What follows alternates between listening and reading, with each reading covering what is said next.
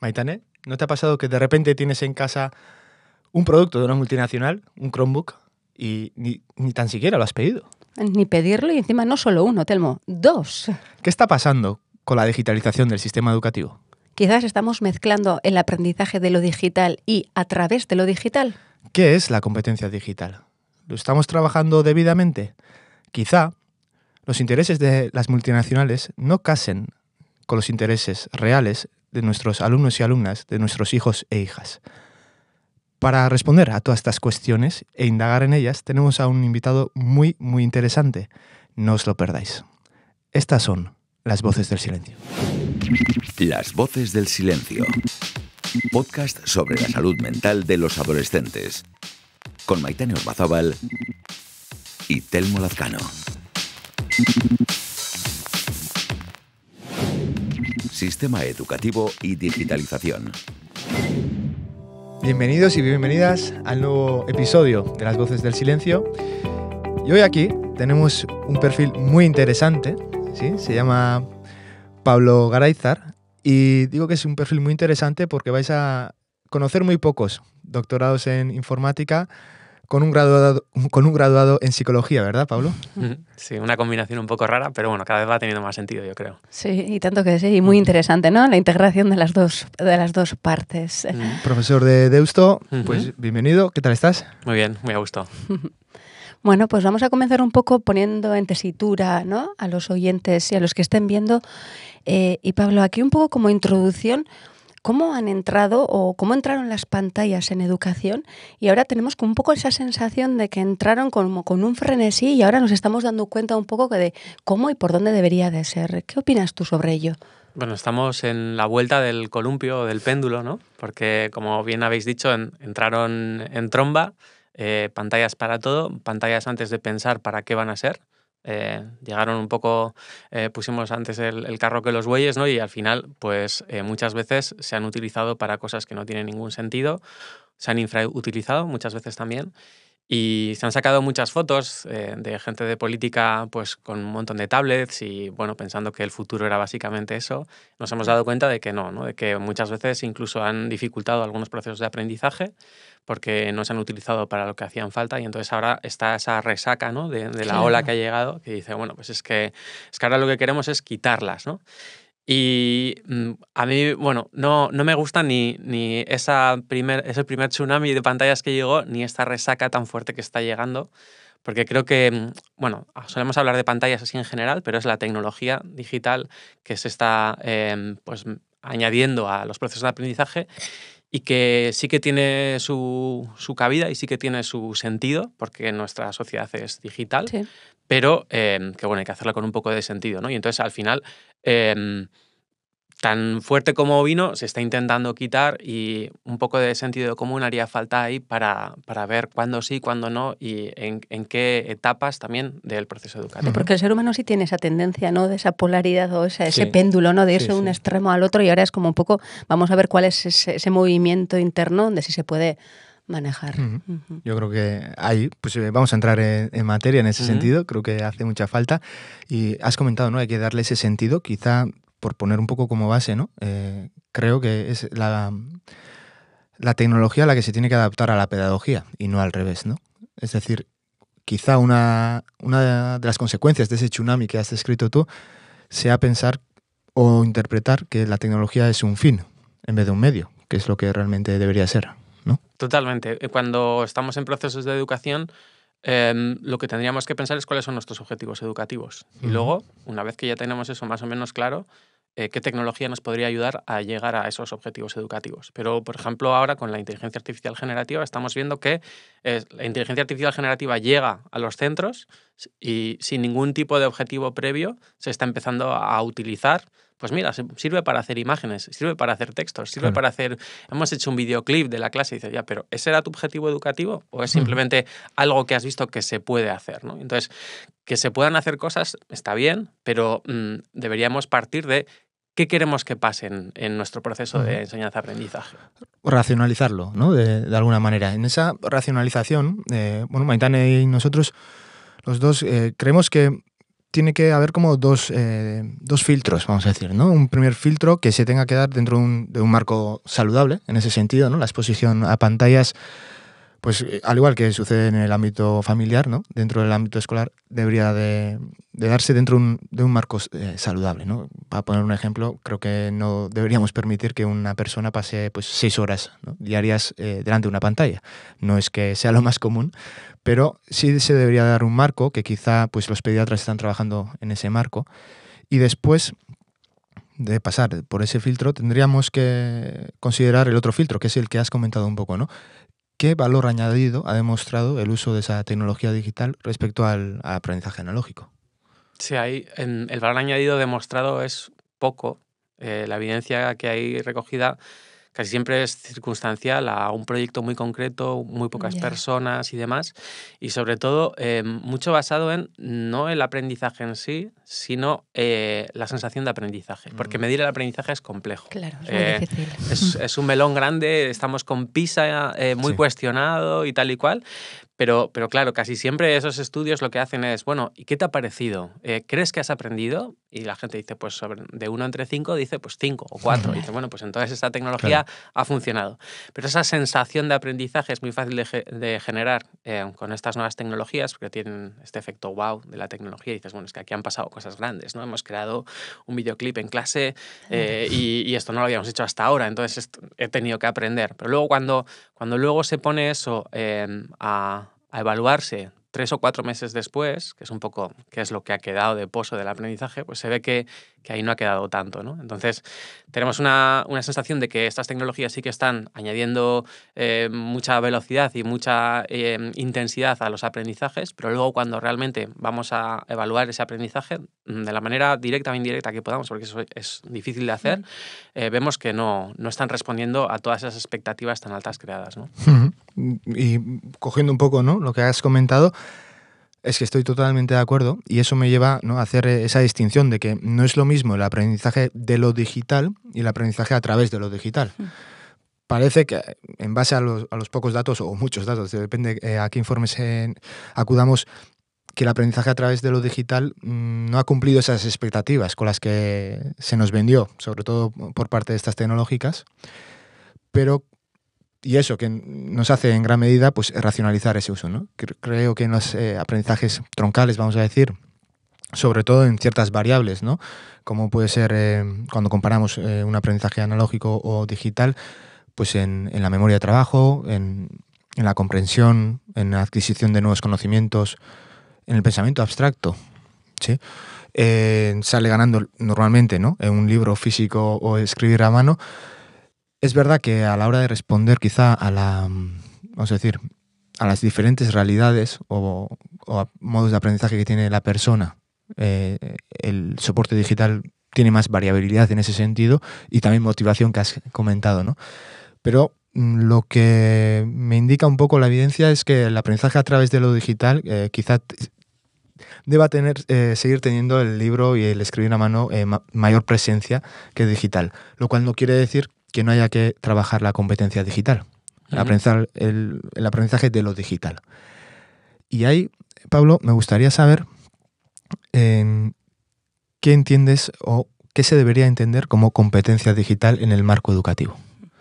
Bueno, la competencia digital, a mí me gusta más hablar de alfabetización digital. Es decir, para mí algo que nos facilita funcionar en sociedad es tener una buena alfabetización en general. Y de hecho lo uno un poco con el comentario que acabas de hacer, ¿no? De ¿qué es lo que nos permite llegar a otros aprendizajes? Alfabetizarnos, ¿no? Suelen decir que tercero de primaria es un curso muy importante porque es cuando esa alfabetización que hemos logrado en primero y segundo nos sirve como trampolín para el resto de aprendizajes, ¿no? Y claro, ese es un trampolín o también es un peaje, porque la gente que lee mal tiene ahí muchas dificultades, ¿no? Y entonces, el efecto Mateo. Eso es, y que damos más a quien mejor se le da y lo ponemos un poco más difícil a quien peor, ¿no? Y ese efecto Mateo también lo tiene la tecnología, ligándolo un poco a lo que acabas de decir, de si ponemos como trampolín o como peaje la tecnología para el resto de aprendizajes, a la gente que se le da muy bien la tecnología va a volar, y la gente que no se le da también la tecnología no va a acceder al resto de aprendizajes. Entonces, para mí sí que es muy importante esa distinción que hacéis entre aprender a través de la tecnología o aprender acerca de la tecnología, sus usos, todo lo que tiene que ser, porque esa competencia digital no exige que todo se aprenda a través de la tecnología. Y eso creo que es importante que cale en el sistema educativo. Sí, ahí es igual donde nos hemos confundido un poquito, ¿no? O nos hemos ido. Sí, la transversalidad de la competencia digital se ha entendido como que tiene que no permear en todos los aprendizajes, sino servir como puente o llave a otros aprendizajes. Y ahí, claro, hay mucha gente que se ha quedado por el camino. Hay mucha gente que no se le da bien lo digital, pero se le da bien un montón de otras cosas y que podría haber aprendido un montón más, pero como se le ha puesto a eso como peaje, pues no ha podido llegar más ahí, ¿no? Entonces esa competencia digital para mí tiene mucho que ver con la alfabetización digital, y una buena alfabetización no digital, sino en general, pues tiene que ver con saber informarse, saber comunicar, saber crear tu propia información, saber contrastarla. Todas esas cosas también pasan en lo digital, ¿no? Muchas veces la gente piensa que lo que ocurre en lo digital no es el mundo real, y es el mundo real digitalizado, no es diferente a lo que está pasando en la realidad. Entonces, simplemente tener claro que ese mundo digital exige una serie de competencias extra al mundo real y que hay que trabajarlas es importante. Pero no tenemos que olvidar que esas competencias pasan por la alfabetización, es decir, por ser una persona capaz de generar, contrastar, informarse de muchas maneras diferentes, bien analógicas o bien digitales. Te podría decir que una de las mejores preparaciones para el mundo online está offline, ¿no? En ese sentido. Cogiendo un poco el guante que has comentado, dentro de esa competencia digital, entonces, tendríamos dos ramas, ¿no? Una que se puede trabajar analógicamente y otra que requiere de uso de pantallas, ¿no? Yo, en mi mente, pues ahí tendríamos muchos puntos. Podría entrar privacidad, podría entrar los dilemas morales y éticos de la digitalización o la huella ecológica que está dejando, derechos digitales, salud digital, sesgos de los algoritmos, etcétera. Y después, pues obviamente entrarían, ¿no? El uso de paquetes ofilmáticos, pensamiento computacional. De todos los que he comentado, menos los últimos dos quizá, todos los demás se pueden trabajar de manera analógica en ese sentido, ¿no? Sí, incluso el pensamiento computacional, en nuestro grupo de investigación llevamos bastantes años creando juegos de mesa, actividades de informática desenchufada y demás, pero sabemos también que el reto tecnológico que supone a muchos docentes intentar hacer un despliegue de 20, 25 dispositivos que tengan que estar conectados a Internet para hacer alguna tarea durante 1 hora y media, que no fallen y demás, ¿no? Y les genera un poco de ansiedad tecnológica, y por eso a veces son pues un poco reacios a utilizar ese tipo de tecnologías. Cuando venimos con cartas que no se reinician, que no se estropean, que no sé qué, y montamos talleres que son pues mucho más cercanos a lo que han vivido en años anteriores, pues ya el pensamiento computacional o la competencia digital de determinada forma se trabaja sin pantallas, sin dispositivos, pero se está trabajando también qué implicaciones tienen más allá de lo que estamos trabajando en este aula, sino en el mundo real, ¿no? Dices, bueno, hemos hecho un pequeño modelo, casi todos los sistemas de aprendizaje tiran de modelos simplificados de la realidad, porque la realidad es tan compleja, tan multifactorial, que es muy difícil de gestionar, pero dices, bueno, ¿habéis visto cómo ha funcionado esto encima de la mesa? Claro. Imaginaos cómo sería con millones de ordenadores parecidos al que acabamos de montar, ¿no? Es que yo creo que es muy importante, ¿no? Que se ponga eso encima de la mesa, pues porque en el País Vasco, por ejemplo, la formación que han recibido todos los profesores han sido pues constantemente, ¿no? Usa este producto digital en esta pantalla, pues como grabar videotutoriales, hacer trípticos o grabarte, ¿no? En ese sentido. Y no se ha puesto prácticamente ningún enfoque en todos los demás puntos, sabiendo que son muy importantes para cumplir la definición de competencia digital europea, ¿no? Que sería pues usar las herramientas digitales de manera segura, crítica y responsable, ¿no? Mi pregunta es ¿por qué? ¿No? ¿Por qué se ha puesto solamente el foco en ser meros usuarios de paquetes ofilmáticos? Porque es mucho más fácil, de la misma forma que es más fácil traer portátiles para todo el mundo o tablets o lo que sea, es mucho más fácil. Más vendible, ¿no? Hacer cursos de Word, de Excel, de navegadores y cosas de estas y luego evaluarlos, ¿no? O sea, yo, por ejemplo, la IT Chartela, no tengo ninguna IT Chartela. pero creo que soy bastante competente digital. Porque cuando he visto los exámenes de IT Chartela es, bueno, en este menú de Excel, en el caso concreto en el que pulses aquí, o sea, te tienes que saber de memoria ciertas cosas que digo, es que yo en 3 minutos que investigue lo voy a sacar. Lo que pasa es que no me lo sé de memoria. Si te lo tengo que dictar, claro, no lo sé. Dice, no, te hacemos un simulador y tal. Y ya, pero cada clic que dé malo me lo estás penalizando. Sí. Entonces, ¿cuál es la manera de evaluar, ¿no? De la misma forma que ocurre con las OPEs o con los exámenes públicos. ¿Por qué se evalúa con un test? Es la peor manera de evaluar. Se evalúa con un test porque es la manera en la que la administración lo tiene más fácil para no pisarse, no meter ahí la pata y decir, bueno, pues es que esta pregunta en concreto pues la anulamos, pero si fuera una pregunta de desarrollo ahí tendríamos muchísimos más problemas, ¿no? Totalmente. Es que el problema viene de ahí y viene porque si tú formas a los profesores en este sentido, ellos y ellas van a formar a los nuevos ciudadanos en ese sentido. Vamos, que es bastante coherente o probable decir, ¿no?, que los nuevos ciudadanos o alumnos y alumnas quizá no se están empoderando digitalmente, están siendo instruidos para ser usuarios de un producto determinado, además, que ahora que acabo de comentar esto, me viene a la cabeza, ¿no? Es que además solamente les estamos enseñando, en la mayoría de los casos, utilizar Google, cuando hay más alternativas digitales. ¿Qué opinión tienes al respecto? Bueno, nosotros en la universidad somos una universidad Google-céntrica total, a lo que yo me opuse, pero con muy poco éxito, porque creo que lo que hay que formar es en competencia digital en general, ¿no? Y ahí el software libre, por ejemplo, tiene mucho que decir. Ofrece alternativas que no se casan con ninguna de las grandes tecnológicas y que no te atan un poco casi conceptualmente a esas grandes tecnológicas, ¿no? La HUPV está con Microsoft, Deusto está con Google, Mondragón no sé con cuál está, pero seguro que está con otra grande. Y al final lo que haces es usuarios y usuarias futuros de esas plataformas, ¿no? Y entonces, ¿por qué nos dan tantas facilidades a los centros educativos? Pues porque sabemos que si esto es gratis o casi gratis a nivel educativo, en 5 o 10 años vista, pues van a tener un montón de gente que solamente sabe hacer... Claro. Es una cantera. Claro. Es una cantera. Exacto. Una filial quizá mejor que la del Athletic, ¿no? Sí, Zubieta o Lezama no tienen nada que hacer con lo que se hace en Google, ¿no? Porque al final dices, joder, pero si lo fácil es hacerlo así. Dices, no, lo fácil no, lo que te has acostumbrado. Eso es, lo que has aprendido. Es que has estado en el clavo, ¿no? Si en quinto de primaria, ¿no?, empiezo a utilizar productos Google, no esperes que con 19 o 25 o 40 años utilice otro. Primeramente porque me he acostumbrado a esto y segundo porque desconozco, y muchos de nuestros alumnos y alumnas desconocen que hay alternativas digitales, que sería, ¿no?, uno de los puntos a trabajar pues dentro de esa competencia digital, si la entendemos, ¿no?, pues alfabetización digital, ¿no?, o empoderamiento digital en ese sentido. Entonces me preocupa en ese sentido. Y en el otro, me preocupa cómo una multinacional deja sus productos de manera gratuita a todo un sistema educativo, porque en el mundo empresarial no hay nada gratis.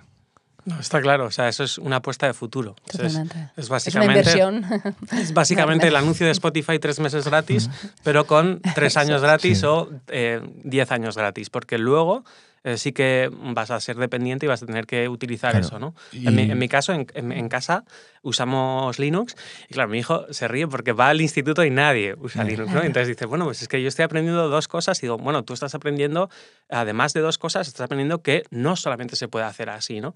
Y vino un día súper contento y dijo, pues, ha venido el andereño de Digi y nos ha dicho todas las cosas que deberíamos hacer y en casa hacemos todas. Y digo, pues claro, porque es que lo normal es no hacerlas, lo normal es pues seguir un poco la corriente que te viene corriente Google, pues Google, te viene corriente Microsoft, pues Microsoft, y ya está, y no replantearte nada, ¿no? Y entonces, claro, lo que tú decías, ¿no?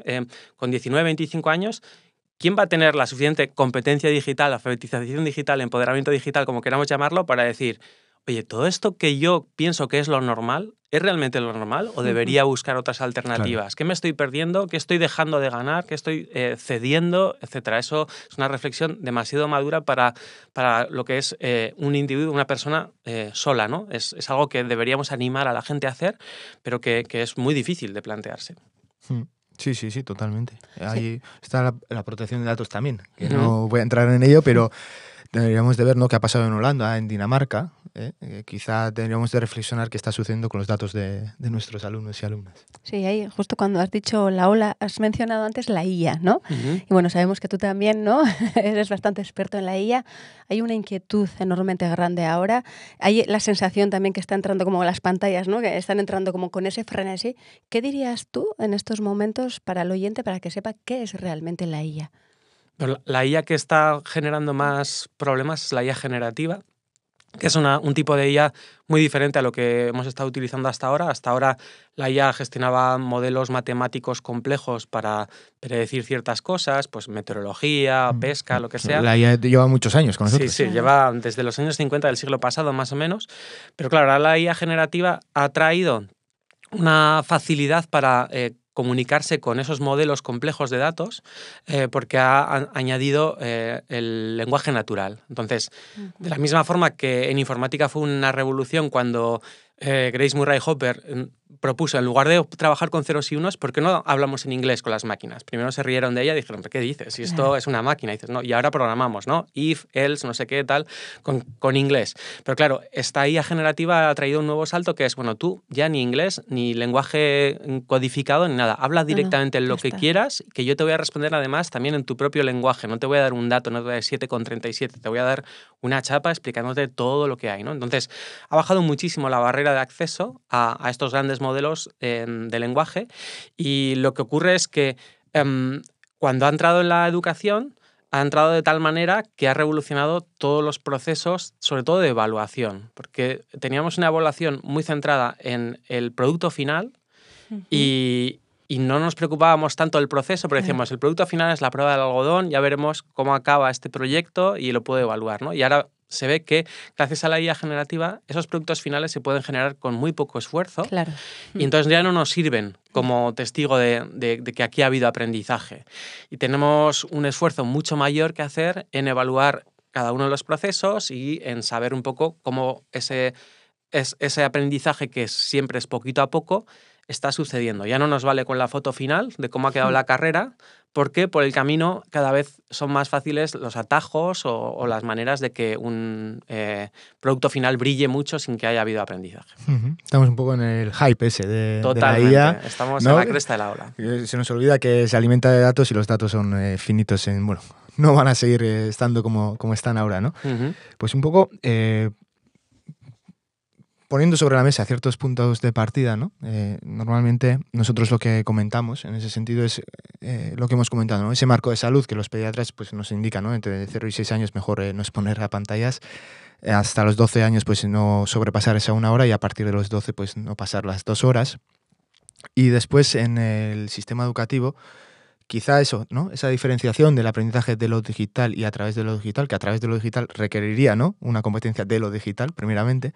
Entonces, diferenciando eso, creemos que en los aprendizajes troncales, vamos a decir, pues se tendría que anteponer el aprendizaje analógico y usarlo, ¿no?, puntualmente, estas herramientas como medio y no como fin. Y la competencia digital, entenderla holísticamente, ¿no? No solamente un mero uso de un producto, sino que más allá, entender qué sucede detrás de la pantalla. En ese sentido, creemos que, sobre todo en primaria, ¿no?, se puede hacer ese aprendizaje de manera analógica para que sea más eficiente en muchos sentidos, y después, según va teniendo competencias digitales, madurez, en ese sentido, pues ir reintroduciendo un poco las pantallas en esa competencia digital. Y no sabemos, o nos gustaría mucho saber tu parecer al respecto. Sí, en este movimiento pendular del que hablábamos al principio del todo, se da la paradoja de que muchas estudiantes que están en clase están esperando más a cosas analógicas, porque ya el efecto wow de la tecnología ha pasado. Cuando tú vas con un Genial y con un PowerPoint súper chulo, con un Kahoot, no con no sé qué, dices como, otra vez otro Kahoot. O sea, y entonces, claro, al final llega alguien, sabe contar una historia bien, o vamos a un sitio donde de repente ves pues cómo nace una cabra, o cosas así, y eso es lo que les vuela a la cabeza, ¿no? Porque eso no lo puedes ver, pero no lo vas a vivenciar igual, ¿no? Entonces, lo analógico tiene una fuerza importante, y ahora mismo estamos en esa vuelta de decir, tenemos tanto digital, nuestro ocio es tan digital, en nuestras comunicaciones muchas veces son digitales, que al final lo que quiere la gente en sus procesos de aprendizaje es estar, ¿no? Y nosotros en la universidad lo hemos vivido muchísimo con el tema de la pandemia. Cuando luego la gente volvió, valoraba muchísimo el estar, el aprendizaje también en horizontal, tener a otra gente que está aprendiendo tus mismas cosas y poder hablar y tal. Y eso, las pantallas muchas veces sirven de biombos para no verse, ¿no? Y decir, cada cual está, este aprendizaje personalizado que nos venden, ¿no? Ese aprendizaje personalizado tiene unas ventajas, pero también tiene unas desventajas grandes, que es que se pierde toda la socialización del aprendizaje y todo el aprendizaje en horizontal, ¿no? Ahí, ahora que has comentado esto, ya no tenemos mucho tiempo, pero ¿se podría decir que la tecnología da un aprendizaje personalizado o individualizado en ese sentido? Yo creo que esa promesa no se responde, ni siquiera, o sea, ojalá fuera personalizado e individualizado, pero realmente esa es una promesa que siempre se repite y que luego nunca se da. O sea, incluso con la IA generativa se nos dice, la IA generativa puede servir como tu tutor y demás. No es verdad. O sea, la IA generativa no puede ser alguien que te tutorice porque no tiene criterio, el criterio se lo tienes que aportar tú y luego ya te lleva a donde sea. Y además, el tener un poco esa personalización del aprendizaje, necesitas que alguien esté como 3 o 4 pasos por encima de ti para llevarte, ¿no? Entonces, y que te entienda. Eso es. Y en esa personalización muchas veces nos perdemos pues lo que pasa en los bordes del camino, que es a veces más interesante que lo propio de la carretera principal, ¿no? Sí. Entonces, ahí yo soy bastante crítico con ese énfasis en la personalización del aprendizaje, porque creo que tenemos bastante más que perder que ganar. Sí, totalmente. Y aquí, ya en un minutito, solamente como última dosis de vitamina o algo que te gustaría decir al oyente o al que nos esté viendo como último mensaje, ¿qué le dirías? ¿Cómo podríamos mejorar Eso en ese sentido, ¿no? La digitalización del sistema educativo o el propio sistema. Bueno, yo creo que el sistema educativo es tan importante que no deberíamos dejarlo en manos de gente que no tiene nuestros mismos objetivos, porque el objetivo de una gran tecnológica puede solaparse parcialmente con el nuestro, pero no va a ser exactamente el nuestro. Entonces tenemos que tener esa alfabetización digital, ese empoderamiento digital, esa competencia digital lo suficientemente trabajada de antes como para poder enfrentarnos a gente y a grandes colectivos que tienen intereses que son diferentes a los nuestros. Entonces, en ese sentido, creo que cuanto más fuertes nos pongamos en ese empoderamiento, más resistentes vamos a poder ser a ese tipo de otros objetivos que nos pueden llevar hacia caminos que no son los nuestros. Totalmente, menudo reto tenemos por delante ahora, ¿eh? Qué lujo tenerte aquí, Pablo. Totalmente, un placer. Mandado mensajes, bueno, este último mensaje y todos los demás yo creo que van a resonar en otros lugares seguro. Muy bien, me alegro. Muchísimas gracias por estas palabras, por esta claridad, que necesitamos toda esta claridad. Muchas gracias, Pablo. Y nos vemos en el siguiente episodio en Las Voces del Silencio. Acabas de escuchar Las Voces del Silencio, un podcast para el cuidado de la salud mental en la adolescencia. Dirigido por José Felipe Auzmendi. Guión y presentación, Maitane Ormazábal y Telmo Lazcano. Grabación de imágenes y edición, Xavier Larrañaga y Nerea Monzón. Grabación y montaje de sonido, Iñaki Beraeche y Kerman Rico. Grafismo y postproducción, Lander Rayón y Sara Juaristi. Puedes ver y escuchar Las Voces del Silencio en EITV Media. También en el canal de YouTube de EITV y en tu plataforma favorita.